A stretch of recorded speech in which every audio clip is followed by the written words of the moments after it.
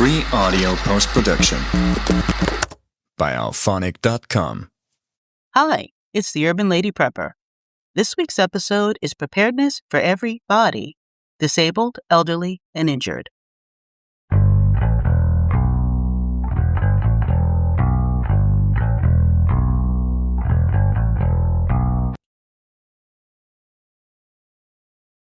Hello, and welcome to a special edition of Urban Lady Prepper. When I talk about emergency preparedness, the average listener more than likely assumes we're discussing the able-bodied. We all may have physical limitations or inherent physical weaknesses that don't make us perfectly healthy, but we can move or be mobile in a quote-unquote normal sense. I'm guilty of this assumption. When we speak from our own experiences, we may have a specific demographic in mind and may not always be as inclusive as we think. This is especially apparent when we speak of those with limitations, whether physical, mental, or verbal. Some of you may immediately think that this episode is not for you. I beg to differ. Disability doesn't have to be something permanent. It could also be something temporary. Some folks may have recently had surgery or had an injury. While this person may not be fully or permanently disabled, a hurricane or an earthquake will not wait for that leg to get out of that cast before it strikes. What if you have another situation that temporarily puts you in a wheelchair? The same applies. You may have been a gym rat before the event happened that put you there, but should an emergency arise, you're just as dependent on emergency services or the assistance of others as someone who's been in a wheelchair all their life. Maybe you or someone you know has children with special needs. Ensuring their needs are met can be a daily challenge. Should an extreme event occur, it's another layer of concern for the short and long term. Also, you may have an elderly relative living independently, but they still may not have the mobility or mental bandwidth to deal with a disaster. While technically not a disability, it still hampers their efforts to prep or evacuate efficiently. And even if any of the folks mentioned earlier made it out of a situation, what would their level of care be in the midst of so many others who also need care? Disasters and emergencies can be stressful for everyone, but for these folks, additional challenges arise. I have a very dear friend who has had physical challenges her entire life. When creating this podcast, I had her in mind regarding what would she do in an emergency? What are our options? What services would be available to her if she can't escape an emergency on her own? She and another lady, Cassandra, will be speaking on these things later in the episode and on tomorrow's extra episode. I fully anticipated this topic would be more involved as there would be more information that's beyond my experience. I was happy to do the interviews and were grateful for the information the ladies had to share. But afterwards, I concluded that emergency planning for anyone with any sort of limitation is woefully inadequate. Even with that, I figured I could research resources to share with them and all of you. However, it turns out that it's worse than I ever imagined, and I realized this would be a two-part special. There wouldn't be a way to do a narrative and tie it up after the interviews with a bright, shiny bowl of solutions. Sadly, that isn't the case at all. So I wanted to take one episode to explain the depth of deficiency on this topic. Again, some may feel that this is not their problem, but you must know someone with a disability, or who's elderly, or a child with special needs.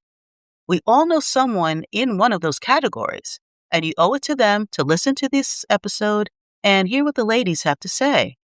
It's enlightening and disheartening. For those of you who don't fall into those categories, consider yourself extremely fortunate and never take your freedom of mobility and access for granted. It would be easy to assume that I'm just speaking of marginalized groups and, in particular, those within city limits. However, I'm approaching this issue for everyone across all areas, because if you think you'd be unaffected because you don't fit either criteria, you would be wrong. It's bad enough that even during a disaster, government agencies that are trained and have the resources can fumble the ball. But municipalities across the country struggle with funding for emergency planning. For example, currently, 100 rural counties in Texas have no emergency plan at all for anyone due to lack of funding. So, should disaster strike, basically you're on your own. If you're able-bodied and have resources, you at least have a shot at getting out of an extreme event. But if you have any of the limitations I mentioned earlier, you really have a problem.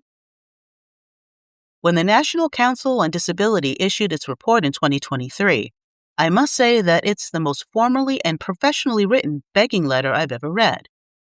It said, during an emergency or major disaster, people with physical, sensory, mental, or cognitive disabilities are disproportionately impacted. Despite this, the needs of people with disabilities are being overlooked in disaster management policy and planning. It further states, as the population of people with disabilities are expected to grow, continued shortages in the availability of qualified healthcare providers and the limited availability of accessible and affordable housing will exacerbate poor outcomes for people with disabilities during future emergency declarations. And it further states, likewise, school districts and emergency management agencies consistently fail to integrate the unique needs of people with disabilities into emergency management policies. This results in unnecessary delays in providing supports and services to students with disabilities, as well as ineffective coordination efforts with disability organizations and community-based organizations that assist people with disabilities during emergency. But wait, there's more. In my research, I found that even if someone from an at-risk group gets out of a disaster area and is brought to a shelter, many shelters are not equipped to handle them. Their luck may extend to having a ramp to get into the trailer or shelter, but more than likely, any other care or equipment they may need will be lacking. Other reports that I've read, and I will include links on my website, UladyPrep.com, in case you'd like to read them for yourself, mainly arrive at the same conclusion. As a society, we're barely prepared for the natural disasters we're currently experiencing. We already know that they will become more severe and frequent. This makes the lack of planning for those of us with limitations all the more unsettling. So, this information is not encouraging. And for this reason, if you or a loved one require extra assistance, you should plan and prepare carefully to increase your and their safety and well-being during an emergency. Here are some tips to get you started. Plan ahead. Know your disability. Identify your specific needs and limitations. Consider mobility, communication, access to medication, and dependence on assistive devices. If you're a caregiver or ally for someone who requires extra care, ensure you have this information in case you have to be their voice. Develop a clear plan that outlines your evacuation route, designated meeting spot, and communication strategy. Include your support network in the planning process so they're aware, and update them with any changes. If you're a caregiver or ally, remind them to keep you apprised accordingly. Register with local authorities. Many cities and counties offer programs to register residents with disabilities, so first responders are aware of their needs during an emergency. If you or the person you're assisting receive government services, inquire if they provide emergency services or can at least point you to the correct entity to contact. For the elderly, check your state, city, or county for something similar to the Division of Aging Services, DAS, here in Georgia. Assemble a kit specifically tailored to your needs. Include essentials like medication, assistive device batteries, mobility aids, and comfort items. If you're a caregiver or ally, see if you can obtain a spare kit in case their main one is damaged, left behind, or lost. While they can be costly, consider an evacuation chair if you can't walk and there are stairs to descend.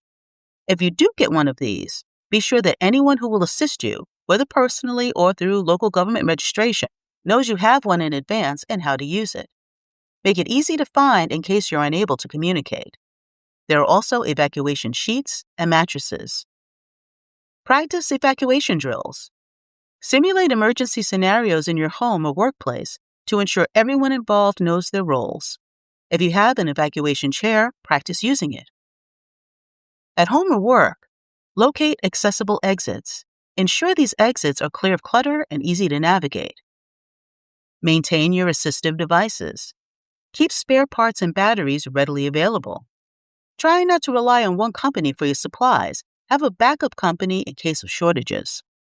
If you live in an apartment building, inform the management team about your disability and evacuation needs. Discuss your emergency plan with your employer and colleagues. Ensure they're aware of your evacuation requirements. If there's an elevator and stairs, inquire if your company has an evacuation chair, sheet, or mattress. And if not, find out about obtaining one to keep with your emergency supplies. Communication is key, so have alternative communication methods ready in case phones fail. This could include whistles, visual signals, or a communication board. Consider handheld options, such as a walkie-talkie if you have someone in range you can contact in an emergency. Wear an ID badge with emergency contact information and medical needs. Register for local emergency alert systems to receive timely warnings and updates. Always remember, people with disabilities have the right to receive services, physical access, and equally effective communication as required under the American with Disabilities Act, even during an emergency. Planning, preparing, and staying informed can significantly enhance one's safety and well-being during an extreme situation. For further guidance, contact local disability advocacy groups or emergency management agencies. As I mentioned earlier, I'm addressing this topic because I have a very close friend and have recently made a new friend who both have disabilities. These two extraordinary women have accomplished many things and are assets to their communities. Nicole is a college graduate and a professional esthetician who's taught yoga classes for kids and those with physical limitations. She was very much into the healthy food lifestyle before it became trendy. But as strong and as independent as she is, as I mentioned earlier, one of the things I always had in the back of my mind is that she has physical issues that have made her less mobile than others. It made me think about how, even if she was prepared with food and water and could secure her home, what if she had to evacuate? Yes, she can drive. In fact, I think she learned to drive before I did. But the pace at which she could do that is slower than it might be for someone else. That could be an issue if time is of the essence. I thank her for wanting to be on the show and being willing to share her journey and experiences. You can read more about her business as an artist, yoga teacher, and Reiki master at NicoleAdamonis.com. I'll put this information in a podcast description and on my website. Cassandra is also college educated, works full-time, and volunteers at her church's food pantry. She distributes food and clothing while gathering and putting together care packages for the homeless. She also cares for 3 children with special needs. We talked about the podcast while she was standing with her rollator, and it made me wonder, what if she had to evacuate? How would she get out of the area? She uses transportation provided by the city, but how does that work during an emergency? What about her children? She's developing a podcast to address this issue. I hope that by shedding light on it with these episodes, we can appreciate the need for voices like hers. And once her show is ready, I'll provide that information. I wanted both women on the show because they have 2 very different lifestyles. Nicole lives in an urban area, but it is more suburban, and she has a car. On the other hand, Cassandra lives in the middle of the city and does not drive. They're also from different age groups and travel in circles that, while different, have folks who may want to know how to help them and anyone else who needs extra assistance in case something disastrous happens. Lend these wonderful ladies your ear to see how we can be better allies for those less physically able, temporarily or permanently, than ourselves. How can we be more mindful of what they deal with and what we can do better as a community, especially regarding emergency preparedness? As a note, these interviews were done live in different locations, and I've edited them together for continuity, so please forgive the differences in sound quality or background noise. Introducing Nicole and Cassandra. Firstly, please let us know of any terms regarding disability you prefer not to use or hear, and please explain why or why not so we can learn. Well, the more I've been thinking about it, disabled, it's very disempowering if you think about it. It doesn't really bother me, but if we really are going to get into semantics and think about, the verbiage, I'm not offended by it at all. When I think about myself and limitations that I put on myself mentally, I don't mind the word disabled, but I think going forward, there could be better verbiage around it.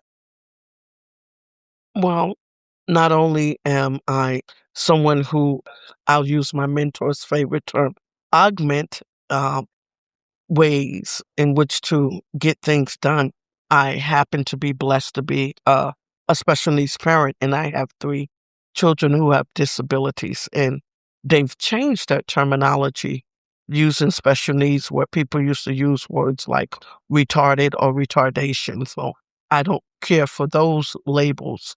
They don't affirm anyone to me. And these children or adults were on the mental side of it, did not ask for this thing for which they have to navigate their life through. So that's really the only term that you don't care for? Yeah. Okay. Has anyone used a word or a term that you liked that spoke to Well, you? I actually like dif-abled, DIFF, because you're differently abled. Okay. I mean, that makes sense.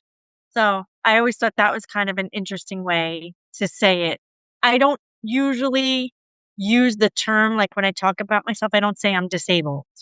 I usually say I have some mobility issues. Like I speak directly to my symptoms versus, I don't like labels in general. I don't like to put anybody in a category. So Right. to me, it seems more appropriate to just say what your issue is. Like I say things like, oh, I have a gait. My gait is off. I have a balance issue, or I have mobility. Sometimes I'll even say I walk with a limp, depending on who I'm talking to. Just to be clear Right. about what it is. Like, it's not like, because disabled can mean a lot of things. Yeah. I mean, that's a pretty huge umbrella term. Yeah. And usually when you use that term, like, I think people will automatically see, oh, is she, like, if they've never met me before, oh, is she in a wheelchair? Disabled means like you can't walk, or you can't, whatever. I think that's too broad of a stroke. So Okay. I'm not offended, but I think treating each person as an individual and just being more specific about what their issue is versus putting a label on it would be better. Okay. And are you willing to share the name of your disability, what you deal with personally? I deal with a physical disability. My physical disability is that I use the aid of something that's referred to as a rollator. It's like a walker wheelchair, and that aids me, and a cane if I choose to. But I'm trying to strengthen my legs by not using the cane. And the rollator, I'm usually using it if I have to walk longer distances or to extend the day, because I'm still blessed to be in a position where I'm still in the workforce working on a regular basis. Okay.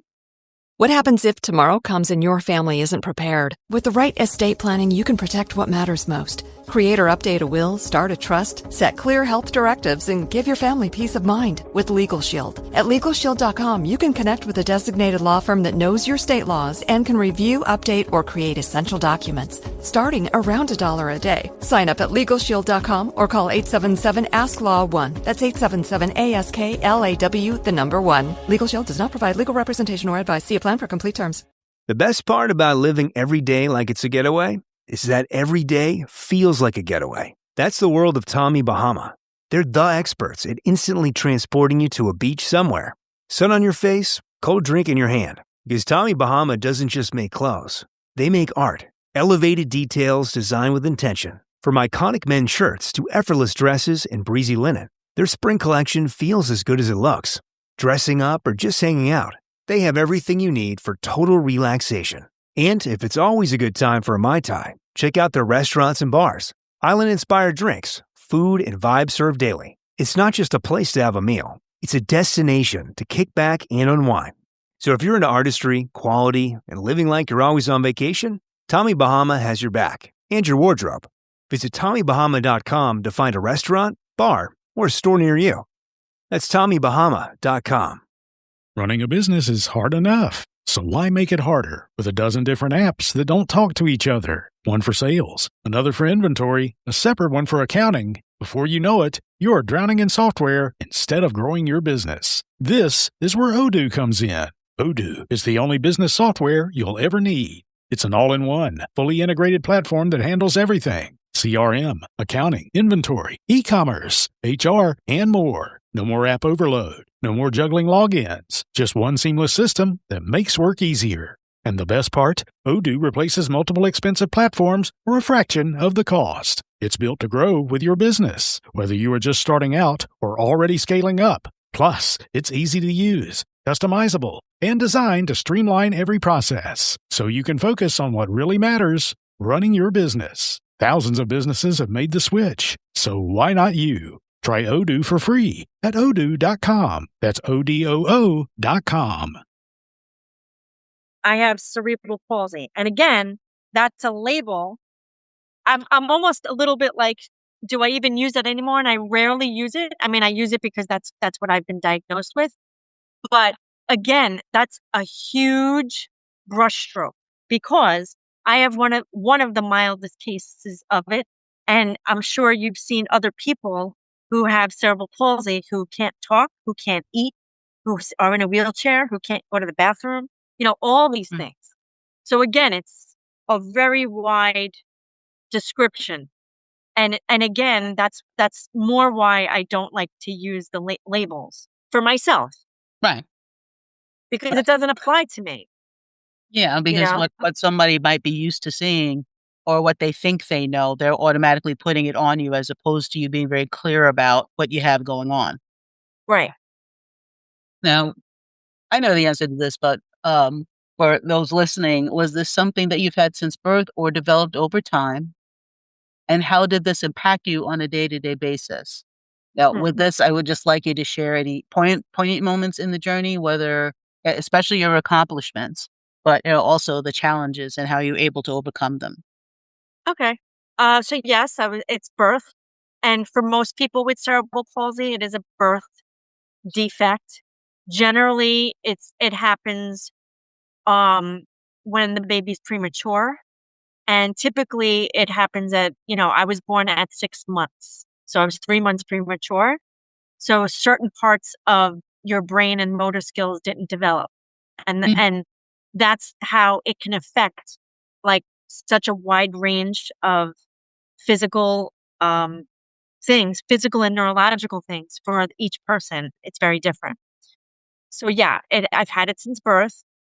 And again, it goes back to putting a label on someone and feeling ashamed of it, or putting a limitation on a person because of your perceived perception of what they can or cannot do. And I was never really given that. Nobody ever made me feel like I shouldn't do something or I couldn't do something within reason. You know what I'm saying?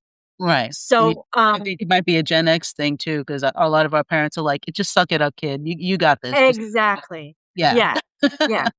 Exactly. A lot of times people will come up to me out of nowhere. Oh my God, you're amazing. You're such an inspiration. And I'm like, for what? I'm just freaking living my life. Like I'm not trying to be an inspiration. So I'm always like, really? Like I'm always surprised when people say things like that. But I will give you one example. I went and did a yoga teacher training in 2012, and it's very challenging. You basically all day long for 8 hours a day are going in and out of postures and holding postures and breaking it down by the anatomy and what's happening in the body. And you have to talk about it, but you're doing it all day long. It's very physically, It sounds exhausting. Challenging. Yes. There were times when you're like, can I do this?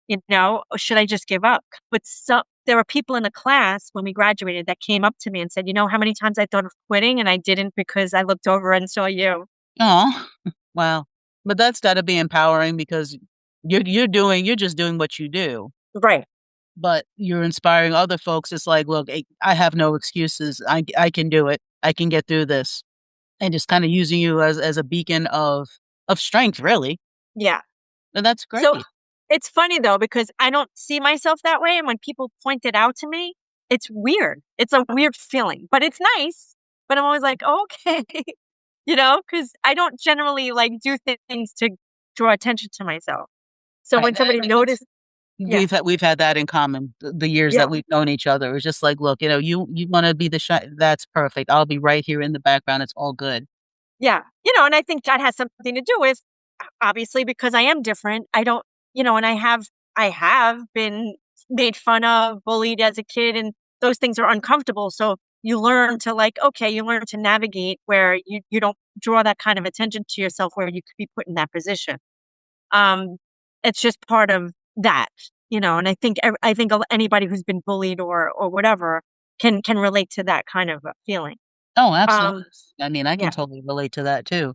But despite that, though, and why you're an inspiration to me is that you followed your path as far as being an artist. You're an amazing artist, and you went to an art school, and you put yourself to college. You've done all these painting courses. You just done stuff, and then you were the first friend that I had that had their own business. That wasn't something that their family had. It wasn't a family business. You had Right. your own business doing your thing, and you had your apartment, you had a car. I just always thought that that was so awesome. And then, you just didn't, Yeah. it didn't stop you at all from doing what it is that you wanted to do. And you were doing what you wanted to do. It wasn't, oh, well, I have to do this or I have to have a practical living. You've always been a creative, artistic person and you followed that path. And the fact that you did that and you got your degree and you became an esthetician, you did all these different things. You took the yoga training, you do your yoga classes every week. That's inspiring to me because and taking even, the physical issue out of it, it's just the drive that you have. So you may not have wanted to be in the spotlight or be in front, but, and depending upon the environment, you might be the only one that is or was or has. So you kind of learn to kind of dim your shine a little bit because you don't want that negative attention. Right. In spite of those things, you still manage to do more than most people will ever do in a lifetime. So I want to shine a light on that because as you said earlier, you people have a specific vision in their mind about what disabled means. And maybe some folks out there don't realize that that doesn't mean that you can't achieve more than the average person who's completely quote unquote able-bodied. Yeah. Thank you. Yeah, I think it's fantastic. Did you ever have a moment when you realized that you needed to have an emergency plan? So as you've moved, because I know you used to, you've always had your own place for as long as I can pretty much remember. It's like you've had your place for so long, I don't even remember when you lived with your parents. I think that's how long I've known you, knowing that you've always just been so independent. When did you ever have that moment where it's like, okay, did a disaster hit? Like, did we have a hurricane or did we have a severe storm or did something happen where you were living that made you think, I need to have an emergency plan and it's because I can't just immediately get up and go. Yeah. Um, the only time that I felt that, obviously when COVID hit, because it's like, wow, we don't even know what's happening out there in the world. We don't know. And that made me feel really like, okay, I'm really alone. Everyone is in their own house. And even though, yes, I have family, we're all in the same boat, right? Mhm. They at least have each other. I'm really by myself. The only time really like where something bad happened is if we had really bad snowstorm and I couldn't get out of the house.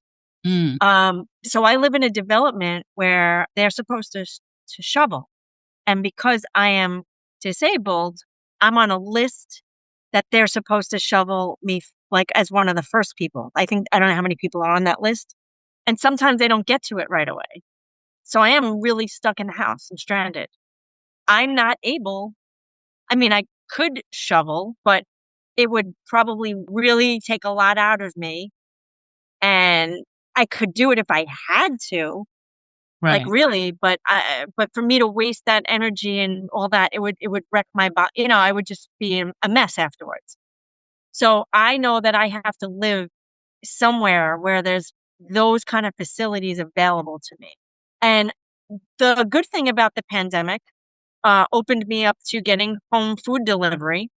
That was really good. But again, in an emergency situation, we're not going to have all of these luxuries, right? So no, I don't have a plan, to be honest with you. Other than having enough food in my house, I don't have any other kind of plan. Like I have enough stuff in my house for me to get along for like probably 2 weeks to a month. But other than that, I don't have like an exit plan or a strategy or anything like that. Oof. Okay. Well, we need to, yeah, think about that because that's something that I thought about in my relationship with you. But you kind of went into a couple of questions that I had because you're saying that you were able to stockpile some food. You're okay if you do get stranded. Is it all the delivered stuff? Was it just like meals or is it Or are there just like staples, like you're ordering from like a BJ's or something where you could be specific about what it is that you want to store? Yeah, I mean, for a while, I definitely make sure I always have canned goods, like beans Mm-hmm. and things like that, and broth. I typically don't do prepared meals. I'm on a specific diet, so I eat pretty clean. So Mm-hmm. most prepared things are not really, healthy. I I used to have like one or two things in the freezer just to have, Mm-hmm. but it probably would be best to have some kind of shelf stable thing in case your electric goes out, obviously, which I don't have at the moment. And I've looked into those freeze dried things, but Mm-hmm. most of them have like cheese in them, and I can't eat cheese. Right. Like I haven't seen any vegan friendly those kind of things, like freeze dried foods and meals, I which I think would love. there is. Yeah, Yeah. I'll look into that because I Okay. came across it, and if I can, Because I'll I would definitely do that and buy that and have it. because the freeze dryer is a great thing to have, but those things are not cheap. 'Cause, when you have the freeze dryer, you can make what you want, and Right. to your taste and your seasonings. Because there are a lot of freeze dried companies out there, but you don't know what they're seasoned with. You don't know if you'll like it. It's like their mac and cheese might not be your mac and cheese. Right. Yeah, Cream definitely. cheese. But you are able to, if you're stuck in the house for a couple of weeks, you'd be good. As long as I have electric, yes. So as long as I could still cook and use my stove. So if my electric goes out, like let's say my fridge goes out. Okay, well, I mean, that's good. At least you're able to stockpile because I'm sure there's so many folks who just don't even do that. They don't have enough food on hand for like a week. And I mean, I've been to your house. You usually have stuff, so that's good. Yeah.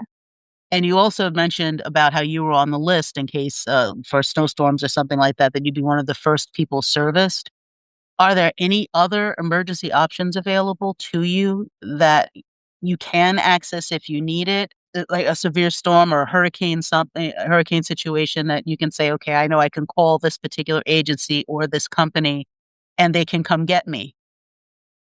Is I there don't anything know of like anything that? like that. Really? See, yeah. See, this is the thing.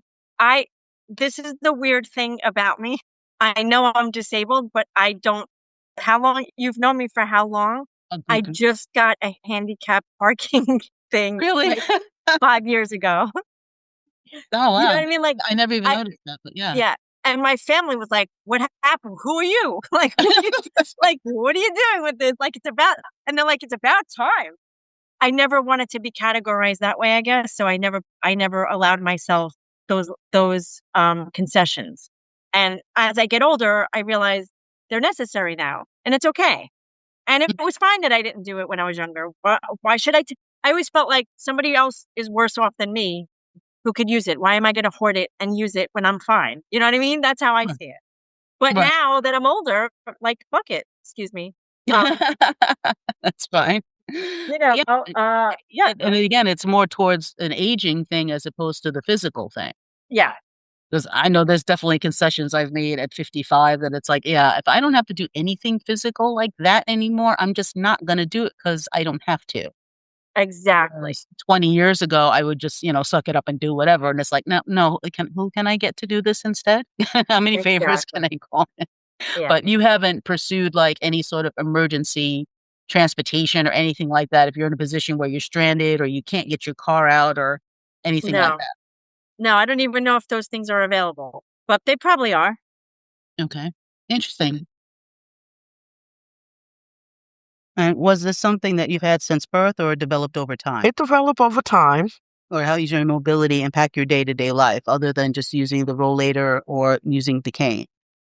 Ooh, well, there are things that if I did them repetitively would make it harder and you would start to see me kind of introduce some form of a limp. If I have to do too much bending over and picking up things, that that impacts me a little bit more. And standing in one place because I have something that the podiatrist is referred to as neuropathy in my feet. Oh, okay. And neuropathy is a nerve damaged nerves. That's something that can never really be corrected, something you kind of have to deal with.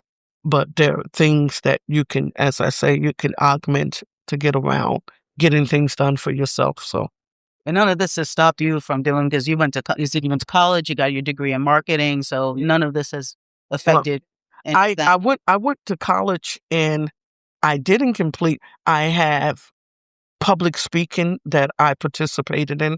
I started my own organization called Community Love.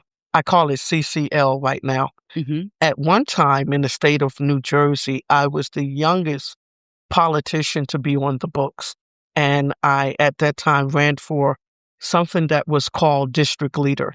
And a district leader was someone who would be in a district area and you would make sure people were registered to vote and give them information on how to get their high school equivalency and GEDs, which is something that I did with connection with the CCL, which was the Community Love.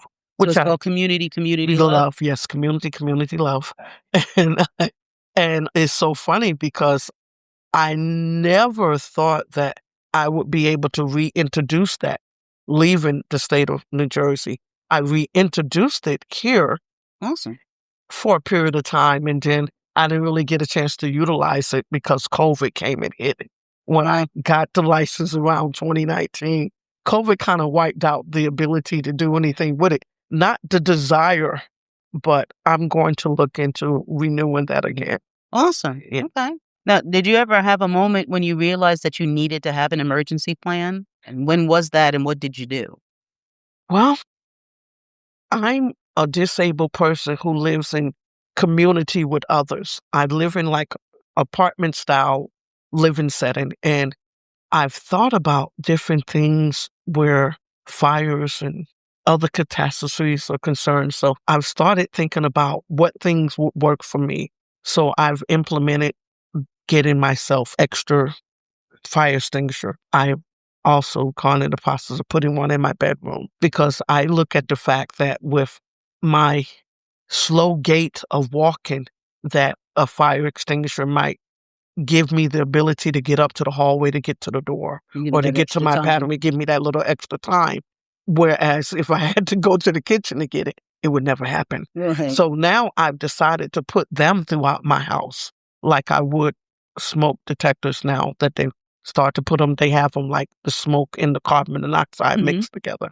So those type of things. And I try to keep stuff that aids me if my legs feel weak. I'm going to share something I don't often share, but when I'm at home, I'm not always capable of walking freestyle like I am every day. It's probably the energy that's gone out of my legs. I was going to say, you've been going around all day. Yeah, I keep crutches by the side of my bed. And a lot of time I'm using those crutches to get around my apartment, even though there's furniture and stuff I can hold on to. So there's things that there's a price to be paid, but you can't have a mentality where you're looking for something to stop what you want to do for yourself. You have to be looking for ways to be able to do what you want to do for yourself, regardless of that. So, okay. And now, where you're at, do they have any sort of preferential treatment? Like my other friend Nicole, she's in an area where the management set up that she's on a list. I'm on for like snow removal, emergency things. Like I'm supposed to be, but in all fairness, I've been disabled for coming up on several years now. I wasn't always disabled. Where I'm now located, originally when I moved there, I wasn't disabled. I became disabled after staying there. But as I journey on to other living arrangements, they're going to be looking into placing me into something that makes it more accessible for me to get around and whatever. But right now, I'm kind of using my own augmentation of getting things done, and that's what I mean about not having that spirit of feeling sorry for yourself. You do the things that you can do until other situations come around and make that better for you. Okay. And do you have some, like, I know that the service that you use to get Metropolitan Rapid Transit Authority, the acronym's MARTA. The federal government pays into the program for people who are disabled, and it does most of my transportation for me. Now, do they do emergency services? Like if there was say there's a hurricane coming through, do they make I any don't special know. arrangements? That is an interesting thing. I know that there are numbers for certain things, but that would be something that I would love to look to get together. An information pamphlet for people who are disabled, services that they can know about, and options that would be made available to them. People are living a lot longer. People are trying to be in the society with the disabilities that they have. So for that reason, I know how important it is to have those things like available to us, information wise. But that's not something No, that you would have to look into. I Is would that have to look something that into. they say They available have for not. They citizens? have never offered anything to that extent. I think if I was in their care and an emergency occurred, they would render all the necessary care that I would at the time, but I would have to be in the actual care for that to happen. Right, but it's not the kind of thing where, Yeah. okay, there's a hurricane coming. Since you use the No. service, okay. Yeah, So that's exactly. something that do. Yeah, well, I don't think that is set up, and I say this jokingly. I don't get charged any less for being a citizen because I'm disabled. I'm charged the same thing. So I have to make sure that I ask for those same rights that people who are not impaired as I am, because they're not saying, oh, because you walk with a walker, you pay $3 instead of $5. That does not happen. So I just want people who are disabled to be more empowering about what their state leaders are to them as taxpaying citizens. Even though I'm disabled, I'm still a taxpaying citizen. And we have a voice that is not as united around individualism of people knowing what to do, is more ingrained in organizations that if they don't know what you're dealing with, that stuff kind of gets just left on the table for That, right that now. sounds like something, especially with with the weather changing and everything like that. We're having more of these bad storms and these tornadoes. We just recently had our earthquake, which we don't usually get down here, and they had in Jersey, so your hometown and Georgia got it. You think that that's something that they should be putting on the table because it's a I think that thing. As a taxpaying citizens, even though I'm disabled, when we're all taxpaying citizens, I think it's something I have a right to ask about. The America's, which I hadn't spoken on it yet here, I'm going to speak on it now. The America's Disability Act that was established in the 70s. I wish I could say I know the exact date, but it was established in the 70s where it made it accessible for people who were of a disabled or disadvantage to be able to access their businesses and stuff and not be excluded from being able to use different choices and not stuck with just, certain places or whatever. And I remember when they started retrofitting a lot of these different businesses and started making the ramps and the bars and different things. Now, knowing a couple of disabled folks, they're just saying, yeah, okay, that was better, but it's still... It's just like a drop, like a pebble in the water. And the ripple effect is going to kind of be left to us. The pebble has been dropped and it's making it, but to continue the ripples or whatever, we have to be instrumental in caring enough about the fact that we ourselves don't know what our destination, where it lies, that we might become later in life upon getting older, disabled in some manner. So therefore, it would behoove us to pay attention to these things that they should be offering, because you don't know yourself why you might end up being one of those people who might be in need of it. I remember when I was younger, I was very active. I never saw myself being in a physically disabled stance, but I'm so grateful now that I did stand up for those things when I wasn't. And now that I'm engaged in it, I understand the importance of actually wanting to be your brother's keeper, because it keeps you at the same time. Thank you all for listening to the first part of this special. I hope everyone is more aware of the seriousness of this issue. After listening to Nicole and Cassandra for a bit, I know you'll want to hear the rest of their interviews in part 2, which will be uploaded tomorrow morning. Until then, this is the Urban Lady Prepper signing off. I hope that I've given you some things to think about as you go through the upcoming week.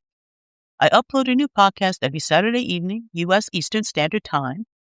Visit my website, urbanladyprepper.com, where I post a new blog every Wednesday and Friday. While there, sign up for my weekly newsletter, which contains information that usually isn't on the podcast or website, and share your support with a donation or buy some Urban Lady Prepper gear. It helps me continue to grow and provide even more content. Join me on the socials. I look forward to hearing from you. Ladies, stay safe, stay sharp, and be ready. You can't leave everything to chance.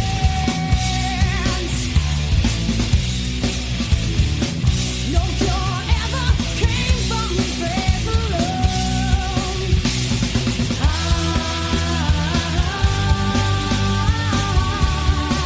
All those Chinese hanging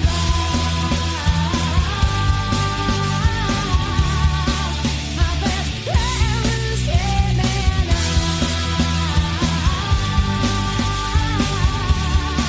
waste your whole life waiting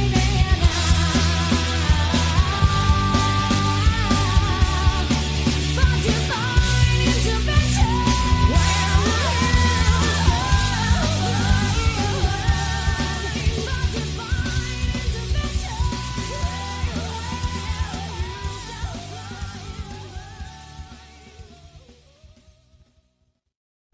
You don't buy on hope, you study the label. At Azure Well, we support that. Our commitment is simple. Tell the truth. Every ingredient listed, every amount disclosed. No proprietary blends, no guesswork. We go beyond organic and basic testing with comprehensive third-party verification. Take a look at what's in your cabinet, then visit AzureLivingWell.com to shop and learn more. That's AZURE livingwell.com. These products have not been evaluated by the FDA and are not intended to diagnose, treat, cure, or prevent any disease. Ramadan looks different in every corner of the world. Different languages, different traditions, and different meals. But our goal is always the same. When you give to Islamic Relief USA, you provide a full month of meals packed with local foods and vitamins essential to the local diet. Help make this Ramadan hunger-free. Donate a food package today at irusa.org. That's irusa.org. Donate today. If you're getting married, you're probably thinking about the venue, the guest list, the florist, the DJ, but have you put a prenup on your to-do list? Hi, I'm Josie Marino, partner at Gemelli Gross Shapiro and Marino, or GGSM for short, a family law firm located right here in Queens. One of the most common questions I hear is, does getting a prenup mean you think the marriage will fail? Absolutely not. A prenup is a smart, modern step toward a strong marriage. It's more like an insurance policy, not against love, but against misunderstandings. What we can do is provide a safe place where you can have an open conversation on what you want your marriage to look like. Transparency is what sets couples up for success. I'll help you make sure that process is smooth, easy, and even a little enjoyable. So let's chat. At GGSM, we offer a free consultation to help you figure out what will work best for you and your partner. Visit us online at ggsmlaw.com because love is forever and clarity is now. GGSM, New York City's trusted team for family law and prenups. Free audio post-production by alphonic.com. Free audio post-production by alphonic.com. Hi, it's the Urban Lady Prepper, and this is part 2 of my special Preparedness for Everybody.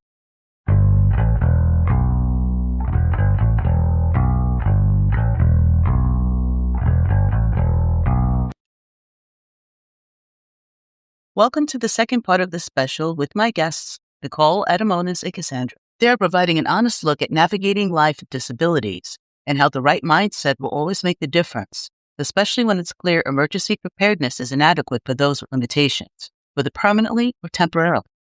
Here's the remainder of our conversation, which I'm sure you'll continue to find motivating and powerful. in the introduction, I had mentioned that, you could be temporarily impaired. Yeah. You might be in a cast and now you're in a wheelchair. It might only be until you get your cast off, but a hurricane's not going to wait for you to get out of cast. No, it's You're in a no different position than someone who's been in a wheelchair their entire life. So, and then you have the elderly, maybe they can't move as quickly. They might not have the mental capacity to say, what did I do? How do I get out of here? They might not. They might be independent, but not independent enough to where they can navigate a disaster situation. So true. yeah. So Well, I do live in a city area, so I'm grateful for that in one sense. It works in both ways.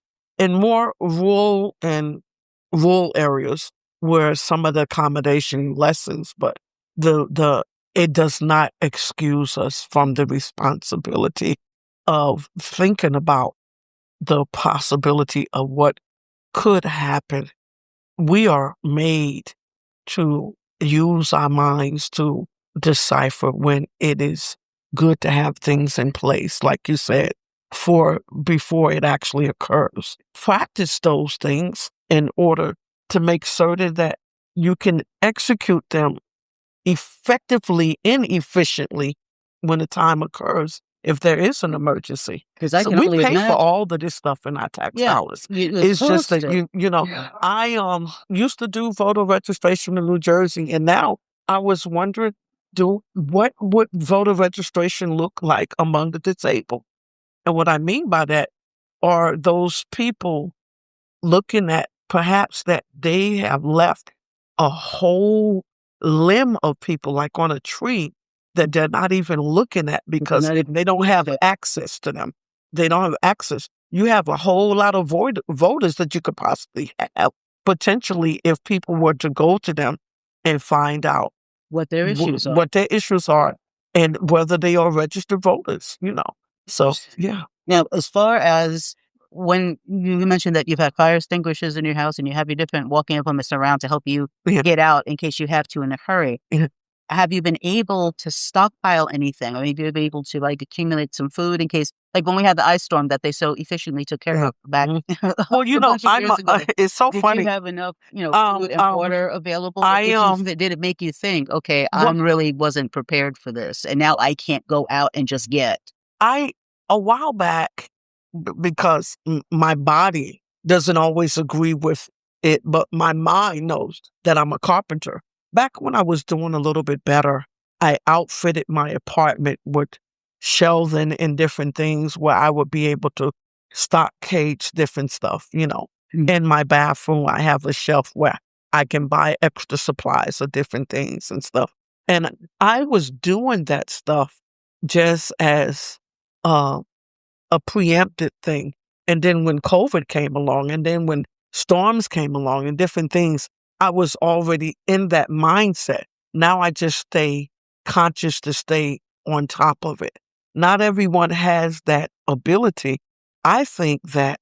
Well, I don't think it's the ability. Do you also think it's the foresight? Yeah, that's true. Well, I'll change that. I agree more with your adjective or description of it. Not everybody has the foresight to ask for things that I think that should already be a part of maintaining any level of living. The way people go about constructing and building things now, I think they should build homes where they say, well, this is your extra space for perhaps storage for catastrophes or different things like that. Or now we build homes with a safe house room or whatever for protection. Or now we build homes with a place where you can be underneath if something happens, whatever. Now we have changed the face of how we do that because we know that we live in an environment, Mother Earth, which we don't always treat so greatly, now handles itself differently weather-wise.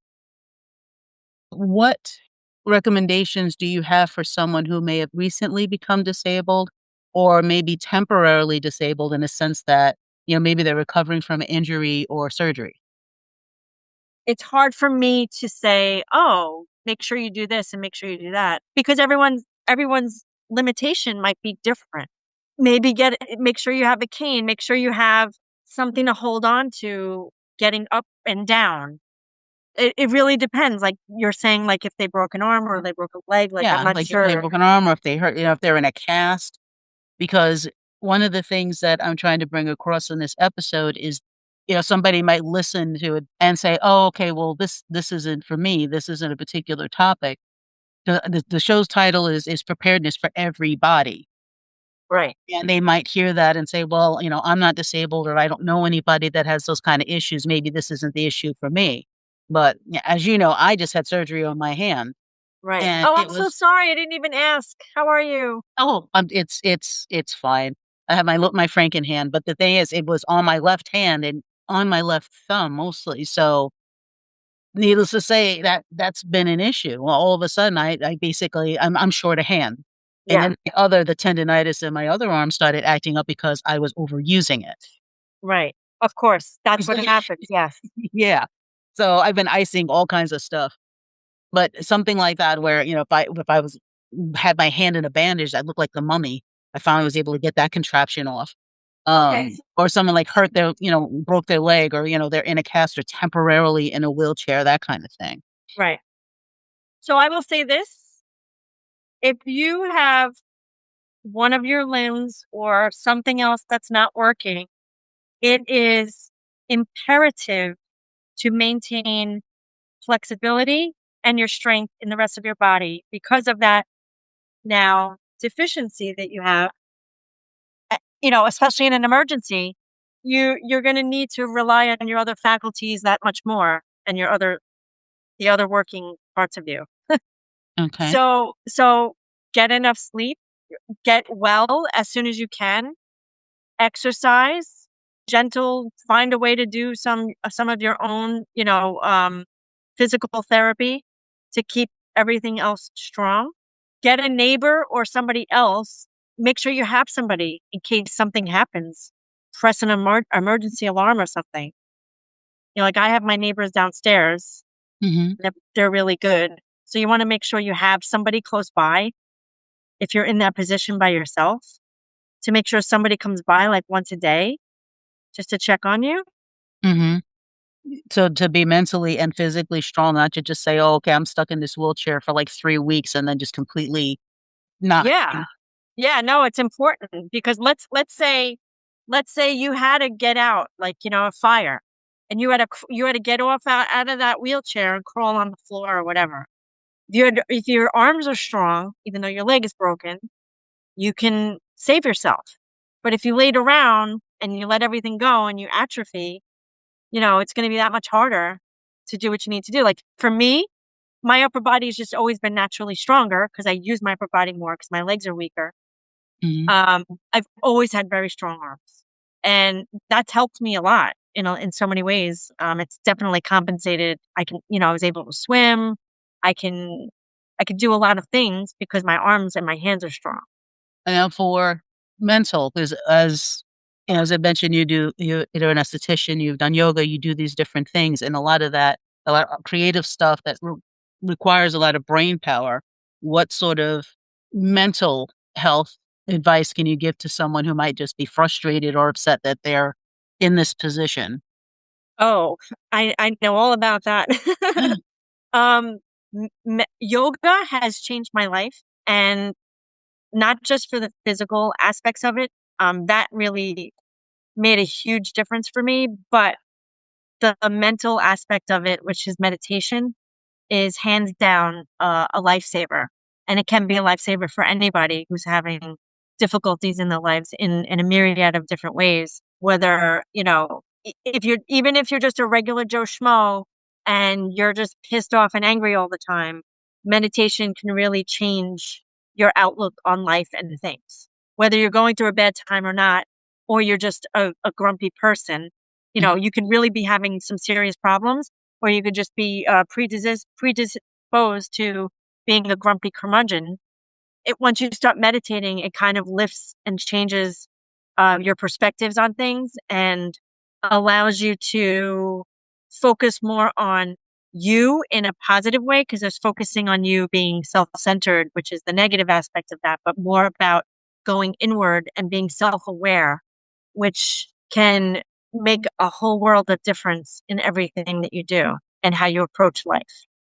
Now, for someone who might say, well, that sounds a little a little woo-woo for me, what would be an equivalent to, say, meditation? Would you say that, let's say, for example, someone is, as opposed to someone who's just had a recent or something temporary, like I had with my hand, or someone who like sprained an ankle or broke something and now they have a cast, eventually the cast will come off. But say someone who is having a degenerative issue, something that they just got diagnosed with, that is never going to get better. It'll only degrade. What can you recommend? Because I would think that that would be different, because the person who broke their arm knows that eventually their arm will heal. But for someone who knows it will not get better for them, do you think that the approach should be any different mentally, or would you have a different or an additional piece of advice for someone like that? So I guess for everyone's going to be starting from a different place. The basic thing that anyone can do just to remain calm and present with what is just learning how to breathe. Even just taking some deep breaths can take the charge out of a very excited or excitable situation. So breathing deeply allows there to be space between what you're projecting and what you're projecting is going to happen in the future. Because all bad feelings, like when we're upset or worried, usually it's because we're worried about what will happen in the future. So let's take the case of this degenerative disease. Okay, that's the diagnosis. Okay, and that might be true. It may be degenerative, and whatever they told you, the prognosis of how long it's going to take and whatever, it's in your family. And my uncle so-and-so had it and they died at 55, and this person had it and they died at 55. So, I'm going to die at 55. That's not true. We're learning a lot more about epigenetics. And yeah, we might be predisposed to certain things, or we may acquire diseases and whatnot for many different reasons. And maybe we're going to die from it. Maybe we'll die at 55. However, if you change your biochemistry by the way that you think, the way that you eat, the way that you behave and react, there may be a chance that you can put it in remission, or something else could happen. We don't know. We really don't know. So basing your fate on what you're projecting in the future is you're just walking yourself into your own coffin. Might be good to keep extra sheets that are strong and sturdy, and maybe some rope or cord that you could use as an extension. So if someone needed to put you on that to carry you down or tote you down someplace, they can. Something simple as that would be a good place to start. Tie on each side to use as a runner to help get you out of a situation or something like that. Oh, that's great. So Okay.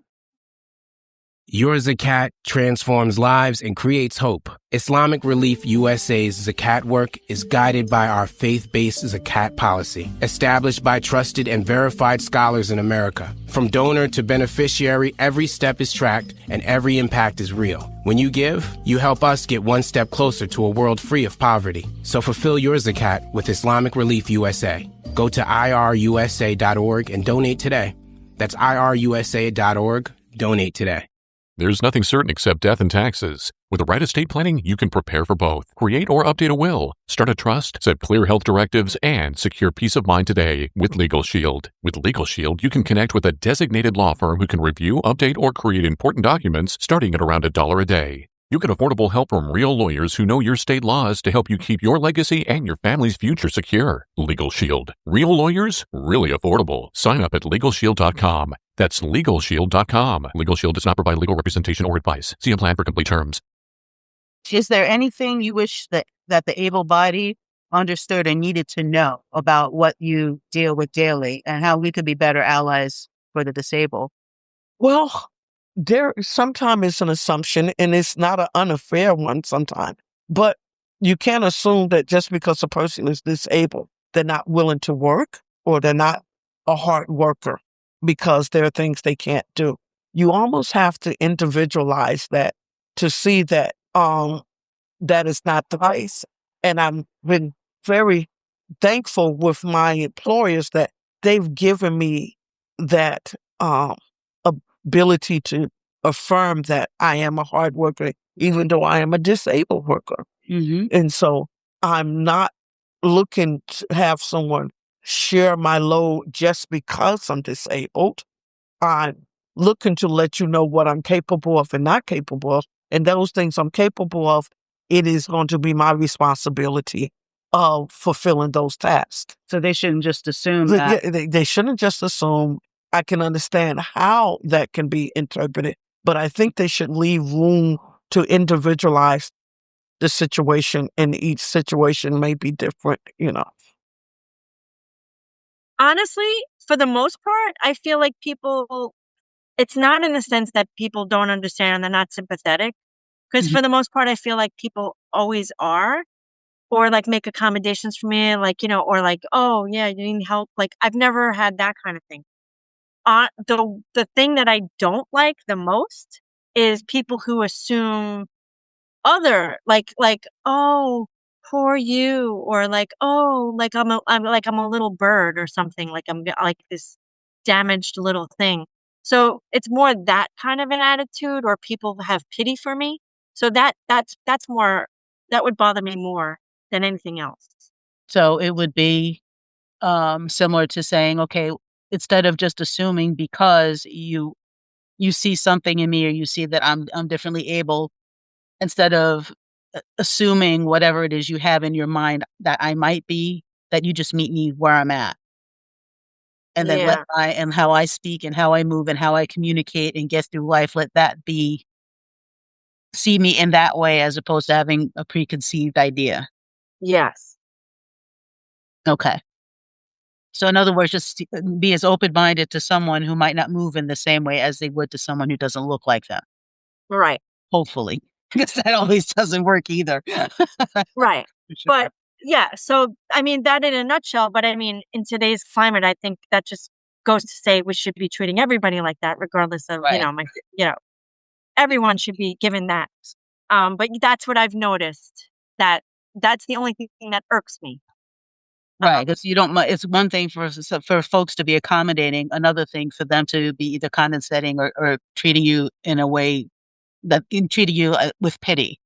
Yes. Okay. And what would you like our government, from the local to the federal level, to make things easier for you, especially regarding emergency assistance? And have you reached out to anyone? And if you have, what was their response? Or is it just, it's something that has to be done at the grassroots level in order to make a change? I will tell you this, getting back to the handicap, Yeah, the the placard. yeah. So there's two different ones. There's the one that I have, which allows me to park in any municipal, mall type setting parking lot in a blue spot. Okay. Mhm.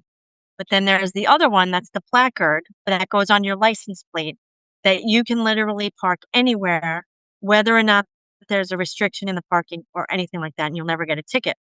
So I obviously have a permanent disability that I should be able to get that.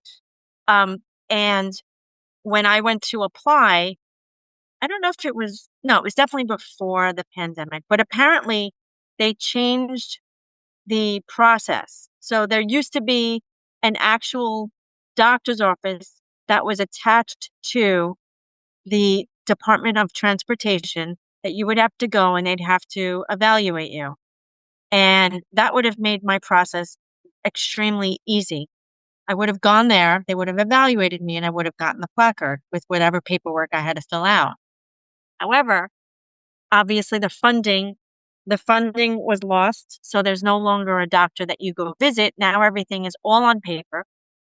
Mhm. So again, I'm pretty able-bodied in the sense that my life doesn't revolve around my disability where I'm always going to doctors. I'm always Right. doing this. always Like you doing that. walk, you can drive. Right. Yeah. Right. But I had several extensive surgeries. I was in hospitals throughout my childhood. I had extensive physical therapy, a lot. It was a lot as a kid. All of those, I don't have those records. I have no idea where they are. All the years when your insurance companies change and Yeah. all the things, I have no idea where any Or the internet where everybody knows your business. Yeah, I honestly have no idea what any of those records are. So, Hmm.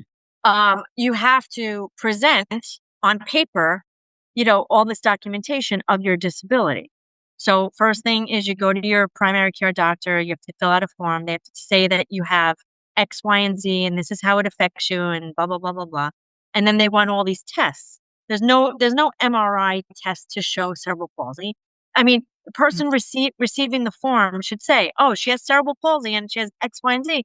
Duh. Like, give her the freaking placard. I'm not going, and every doctor you go to, you have to make the appointment, you have to get the referral, then you have to pay them to fill out a form or write a letter or something like that. And there's no guarantee. So I went to my primary care doctor and I sent them a couple of things from old records that I found and, a description. And I got disqualified several times. And I'm like, can I just come down there to your office and you could see me and you'll give me so those things shouldn't Right. be that difficult. No, it shouldn't. I mean, yeah. So I I don't have there's that people. placard. I don't have the placard and I probably won't be able to get it. So I just have the little thing. So that means I'm only allowed to park in the blue spaces in parking lots. Like I can't park in a no parking zone on the street or in front of someplace, whatever. And again, not that it's terrible, but Right, but the idea is that if you had someone should be able to see on paper the type of situation you have and say, okay, well then what she has is applicable. This would apply. Or once again, have a medical professional attached, that you can go see that can confirm, okay, I see what she's got going on. She needs this. right. Somebody who has the decision-making capabilities. Don't tell me to go to 20 different doctors, present all my forms, and then you're going to be like, nah, we're Right. not going to give it to you. I'm not jumping through that many hoops for you to just turn around and say, no. So for you, the big thing would be just to put that human element back into the process, put a health professional or medical professional available again, because they used to have it, Mm-hmm. and be the person that'll be an evaluator to approve those kind of things that you would need. Right. Okay. And the only other thing I can say is maybe something like an accessoride for like an emergency situation. Accessorize is its own thing. But let's say, like you said, I can't get out of the house or I can't get anywhere. Maybe having some kind of an emergency accessoride, not just accessor. You know what I mean? In a situation Right. where somebody who's disabled needs to get out of the house or. Now, since you live more in the suburbs, you're not like in the city. I mean, you don't have any idea if they have something like that, or are you sure that they don't? Well, I know that they have accessoride, but I don't know if they have anything other than that in relation to an emergency. So you don't know if you were in an emergency, you don't know if you could call them up and say, "Hey, I'm this person with this situation. Can someone get me?" Without it being a similar process to what we were just talking about. Yeah, I have no idea. Interesting, because it shouldn't be that complex. You would think. Right. It is a good thing to know, though. I mean, I should probably make some phone. I mean, you're sparking my brain to maybe look into that because that is something good, a good resource to have. Because Yeah. now all of my family lives much further away. My sister used to That's live true. 20 blocks away, and I depended a lot on her, and her husband, and now I don't have them. Mm. Right, and your mom is like now super far. Yeah, Yeah. But yeah, I mean, it can't hurt to ask. The worst they can tell you is no. yeah. But that's kind of a grassroots thing. And, somebody might steal our idea. If they do, throw us a couple of bucks. Something like that available. Yeah. But yeah, so thank you very much. Do you have any final words or advice for the listeners or anyone listening who may have a disability or know someone who does? And I would like to include in that any elderly relatives or friends that you might be looking after? I would definitely say if you're not a social person, just try to become social enough where you have people around you. I mean, community is everything, and having people close by that care, because people do care about each other. Mhm. And the world can be, sometimes it can be a really sad and depressing place, and it can be lonely if you're somebody who's not social, but it's worth it to make the effort to just get to know your neighbors and just let people know your situation. Mhm. And because for me, my big thing is I never want to be a burden on anybody. Like, I have that in my head. So some people won't do that because they don't want to be a burden. But just because you have a certain affliction, disease, or a limitation does not mean that you don't have something to offer. So you're not a burden if you need something and you're asking somebody for help, because you also have something, I'm sure, to offer. So if you are that person who is in a victim, because there are a lot of people who do have limitations who go into like a victim mindset. So if you are that person, you need to do some work on yourself to get yourself out of the victim mindset and find out how you can be useful and how you can contribute to your community and the people around you and make those connections. Mhm. Okay. And I think that's good advice to have. And not for anything, that could apply to everyone. Because one of the things that I talk about is when it comes to mindset, because mindset is important for just about anything. You want to have something to bring to the party, regardless of Exactly. what you've got going on mentally or physically. You want to be able to say, okay, well, I can't do this, but I can do that. Exactly. No one has everything. There's no one out here that has every single aspect that a community might need to be successful. No, but everybody has something. Yeah, everybody has something to bring. And I agree. I think sometimes when you feel that that you're lacking in some way, especially if you have something, if you're differently able, you might feel like, oh, okay, well, they're already going to look at me as a problem. And it's like, I'm not a problem. I'm an asset. I might not be able to get around like you, but I'm actually smarter. And that thing you're trying to do, I know how to do it. Right. And I think that that's great. But again, I think that anybody, regardless of the situation, should learn CPR, should learn these different things, because if you end up in a group, if the worst should happen and you're in a group of 20 people, okay, well, what can these 20 people do? How can we make everybody's best traits and skills work for everyone? Because anybody could be a burden. Right. And the person that's the burden is the person that wants the most and provides the least. Right.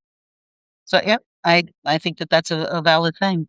But thank you very much, Nicole. I really appreciate you taking this time with me. And I hope that some folks out there listening can see how it'll apply to them or to somebody that they love. And if something should happen to them where they might be incapacitated for a minute or not have it might be in a cast or something, that they can say, I can get through this, Yeah.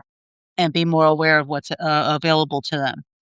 I hope that the information I gave was helpful to your listeners. Great. Thank you. Well, I will find out, and I will certainly let you know if there's any feedback. And what I would like to do is, you mentioned a couple of things. Dr. Joe Dispenza, and he has a number of different books. One of them is called Being Superhuman, and the other one is Breaking the Habit of Being Yourself. But yeah, thank you. All right, thank you. Thank you very much, Miss Cassandra. I appreciate you taking the time. We'll have to apologize for some background noise, and I appreciate your time. Thank you And so much. would like to thank everyone for listening. Right. Thanks so much. I hope you enjoyed this two-part special and that it has given you perspective and a new appreciation for what folks with limitations have to deal with on a daily basis and the challenges they face when it comes to emergency preparedness. Connect with me through the socials to provide you feedback. Thanks for listening. Until next time, this is the Urban Lady Prepper signing off. I hope that I've given you some things to think about as you go through the upcoming week. I upload a new podcast every Saturday evening, U.S. Eastern Standard Time. Visit my website, urbanladyprepper.com, where I post a new blog every Wednesday and Friday. While there, sign up for my weekly newsletter, which contains information that usually isn't on the podcast or website, and share your support with a donation or buy some Urban Lady Prepper gear. It helps me continue to grow and provide even more content. Join me on the socials. I look forward to hearing from you. Ladies, stay safe, stay sharp, and be ready. You can